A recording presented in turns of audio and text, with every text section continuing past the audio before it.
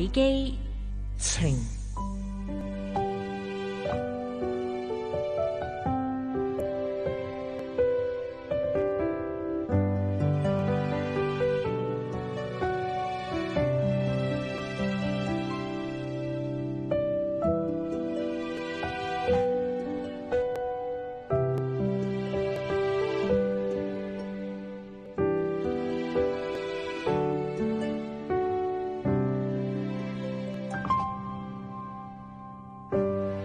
每一日嘅生活，過去、現在都有每一個唔同嘅故事，慢慢咁串聯成為自己嘅生命。有啲自己親身經歷過嘅開心、歡笑、眼淚、悲傷，同人哋拗咗一場好大嘅交。好多時候呢啲唔同嘅片段呢，都會喺我嘅生活嘅影像機裏邊一再重演。如果就好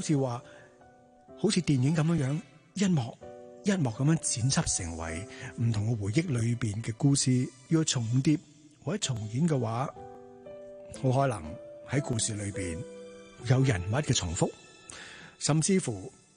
有啲已經離場，又或者新鮮嘅加入。有時我會逼自己，千祈唔好唔記得今日所發生嘅事情啊！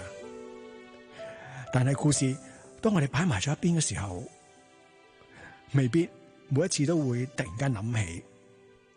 但係當我發現我已經忘記咗嘅時候，原來呢啲忘記嘅碎片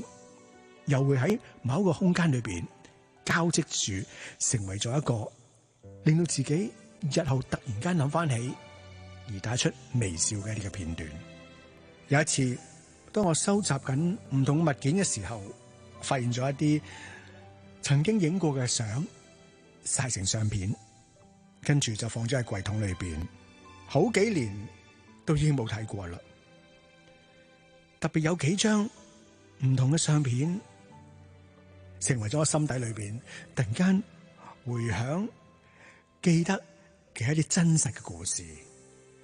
呢啲真實嘅故事，我曾經寫咗喺我心房裏邊，紀念住當其時嗰個感情嘅回憶，然後又將佢好好咁樣放咗入去櫃桶裏邊，總係希望有一日突然間攞翻出嚟嘅時候，故事就會浮現翻喺眼前。當我遇見下一張相片嘅時候，又係同另外一個人發生嘅一啲嘅故事啦。呢啲故事喺記憶裏邊，就好似係一個自己獨立嘅空間，一個思想，一間細小屋企咁樣樣。到底收納咗喺邊呢？今日會從邊一個地方攞出啲相片，成為咗我回憶嘅片段呢？今日拎住呢3張相，俾到我3個唔同嘅階段，同3個唔同人嘅故事。呢3個人依然喺我生活裏邊，久唔久